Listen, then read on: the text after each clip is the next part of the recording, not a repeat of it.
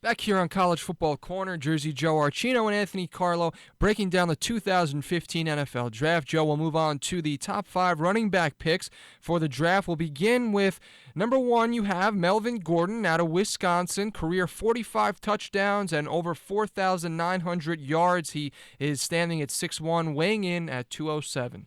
Well, before I get into the guys, I just want to say it's very interesting with running backs because we've really seen their value dramatically decline. Last year in the draft, the first running back wasn't taken until the 44th pick, Tennessee Titans Bishop Sankey. The year before that, 37th, Giovanni Bernard with the Cincinnati Bengals. So we've really seen these positions, especially the running back. It's a running back by committee league now.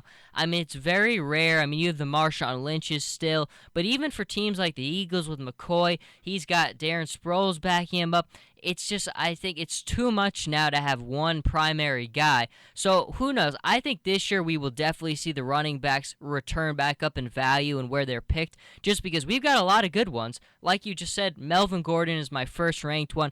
I mean, how could you not have the guy? He's just done it 2 years in a row now. Outstanding production. He's been healthy, which is the number one thing you always look for. Did they sustain it? Were they able to stay healthy? He was. He's got excellent speed. He's physical. He breaks tackles well. I think just the only thing that he's going to have to work on being better is being a pass blocker and catching balls out of the backfield. But, I mean, he's got everything you would want in a running back. I think he's going to have some nice success in this league. And number 2, we have Amir Abdullah. He's a little more like a running back size, 5'9", 195 pounds, low center of gravity to the earth. Abdullah's career at Nebraska, 39 touchdowns, 4,588 yards. Just a freakish athlete, Amir Abdullah. I mean, every time you watched him with Nebraska, you just wanted him to touch the ball because you knew something special was probably going to happen. Really enjoyed watching his college career, and I'm excited to see what the NFL holds for him. I mean, Gordon and Abdullah are kind of interesting because, again, I think their legacies will be tied because these are two guys who played in the Big Ten and they kind of had their rivalry against each other. It's going to be fun to see which one outdoes one another in the draft. I mean, size-wise, he's a little bit smaller, a little bit thinner, maybe has to put on a little bit more size, but I just think he's another guy where the speed is there, he finds the holes, he's just going to break down the field. I think he's going to have a nice couple of years in him. And it's interesting how you noted their NFL teams rely much more on a couple of backs and guys now that, you know, they have sort of multiple positions. You know, I mean, even look at Percy Harvin before he came over to the Jets. I mean, the Seahawks used him for so many different things, but I think Darren Sproles was probably the best example of that. Definitely. We'll move on to Telvin Coleman, number 3. He is 6 feet tall, 210 pounds, out of Indiana, with 28 touchdowns and 3,219 yards. Big Ten running backs dominating the projections so far, but I mean, he's a guy who I just think maybe didn't get as much attention as the other two in the Big Ten, who obviously Abdullah and then Melvin Gordon dominate every headline. But he's a guy for an Indiana team where they knew what was going to happen. Indiana's a team that can't throw the football. We all know they're committed to the run. That's how they win. That's how they play. And teams couldn't stop him. Indiana pulled off one of the most impressive wins of the season this year when they beat Missouri. And when they did that, I couldn't fathom how that happened, but it's all because of this guy. Tremendous. I mean, he's got very good strength. I mean, when Missouri has a very, very physical front. I mean, it projects probably very well comparing to the NFL.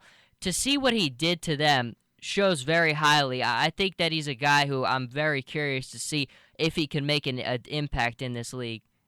We'll move on to number 4, Duke Johnson, 5'9", 206 pounds. He had 26 touchdowns and 3,519 yards out of Miami. Out of the U, I mean, I've had a lot of fun watching Duke. I mean, 5'9", 206, like you said. I like his size. He's tall for a running back, which is kind of interesting. But, I mean, the power is just the thing that you love about this guy. Just when you watched him run the ball every single time, just his grit and toughness, finding those holes, I think he's a guy who's going to be pretty solid. I mean, every time I watched him, I always got the Frank Gore feeling. I mean, maybe not 100%, but that's the name that always came to mind when I watched him play. Frank Gore's had a heck of a nice career in the NFL. I just think Duke Johnson's a guy who, it's a good running back class. This guy really is up there with the other ones. I like him a lot. Not bad if he can translate his career in the NFL to a Frank Gore type status. Anybody would take that. We'll move on finally to number 5, Todd Gurley, 6'1", 226, 36 touchdowns and 3,285 yards out of Georgia. Now, this is the one. He probably could have been considered the best running back in the draft.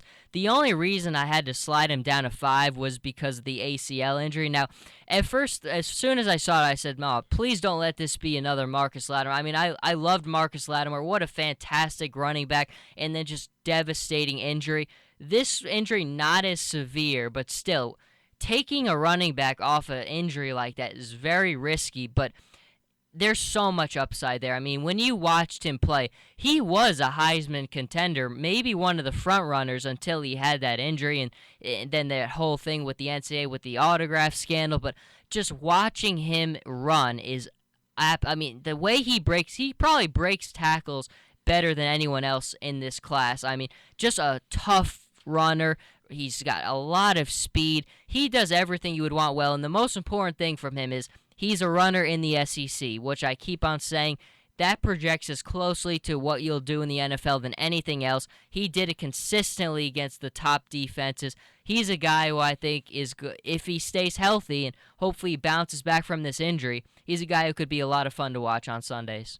And, of course, we know there is somebody out there that you're going to be mindful of, even though you did not have him on your list. Who is that this year? Well, being the War Eagle guy that I am, you got to put Cameron Artis-Payne in there somewhere. I think maybe not as good as Trey Mason was there, and he's done okay with the St. Louis Rams, but I think one thing he has that Mason didn't have was just put your head down and run.